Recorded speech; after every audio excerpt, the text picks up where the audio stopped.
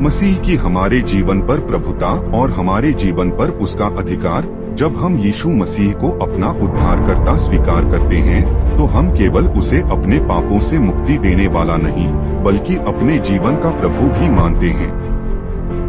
मसीह का हमारी जिंदगी पर संपूर्ण अधिकार है, क्योंकि वही सृष्टिकर्ता, रक्षक और राजा है। वह न केवल हमारी आत्मा का उद्धार करता है, बल्कि वह हमारे जीवन के हर क्षेत्र में सर्वोच्च प्रभुता रखता है। मसीह की प्रभुता का बाइबल आधार कुलुस्सियों 1:16-17 है, क्योंकि उसी में सब वस्तुएं सृजी गई, जो स्वर्ग में हैं और जो पृथ्वी पर हैं, देखी और अनदेखी, क्या सिंहासन, क्या प्रभुताएं, क्या प्रधानता, क्या अधिकार, सब वस्तुएं उसी के द्वारा और उसी के लिए सृजी गई हैं, और वही सब वस्तुओं से पहले है और उसी में सब वस्तुएं स्थिर रहती हैं। इस वचन में हम देखते हैं कि मसीह हर चीज का रचयिता है। जब वह सब चीजों का सृजन करता है, तब उसका उन सब पर अधिकार भी है, जिसमें हमारा जीवन भी शामिल है।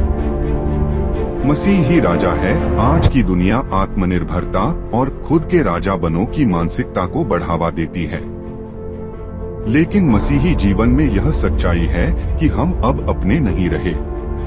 1 कुरिन्थियों 6:19-20 क्या तुम नहीं जानते कि तुम्हारा शरीर पवित्र आत्मा का मंदिर है, जो तुम में बसा हुआ है और जो तुम्हें परमेश्वर की ओर से मिला है, और तुम अपने नहीं हो, क्योंकि दाम देकर मोल लिए गए हो।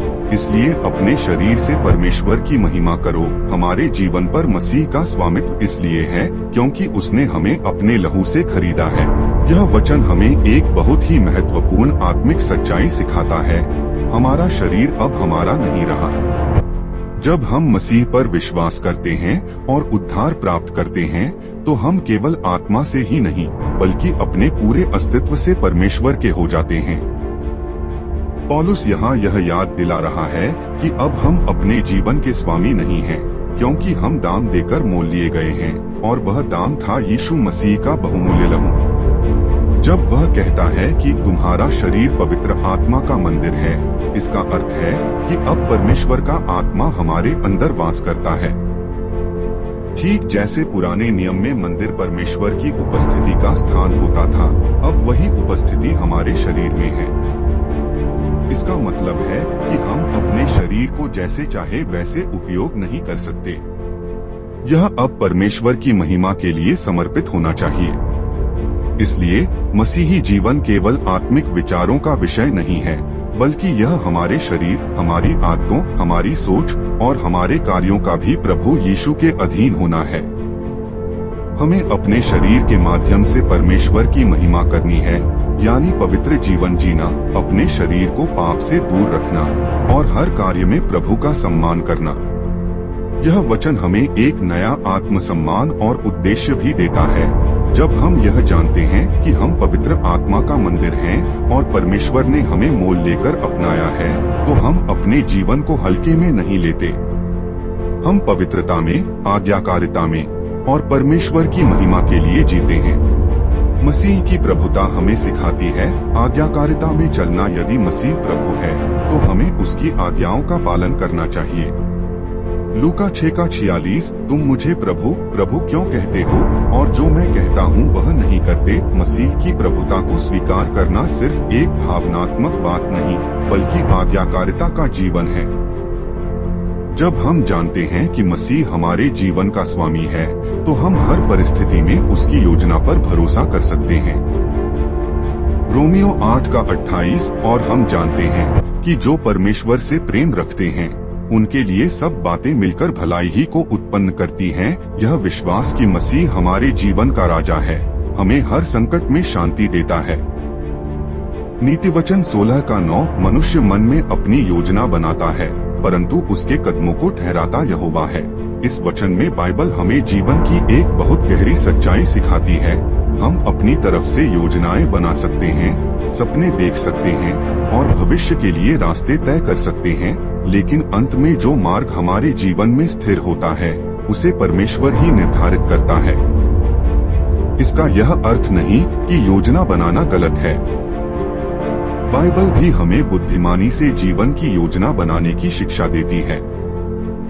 लेकिन यह वचन हमें यह स्मरण कराता है कि परमेश्वर की प्रभुता, सॉवरेंटी हमारी समझ और योजना से कहीं ऊपर है।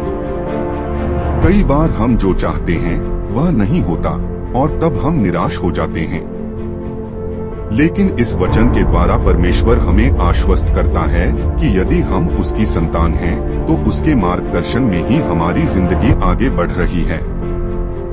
जब हमारे कदमों को यहोवा ठहराता है, तो वह हमें केवल सही मार्ग ही नहीं दिखाता, बल्कि उस पर चलने की सामर्थ्य और दिशा भी देता है। यह विश्वास हमें चिंता से मुक्त करता है, क्योंकि हम जानते हैं कि हमारा जीवन परमेश्वर के हाथ में है।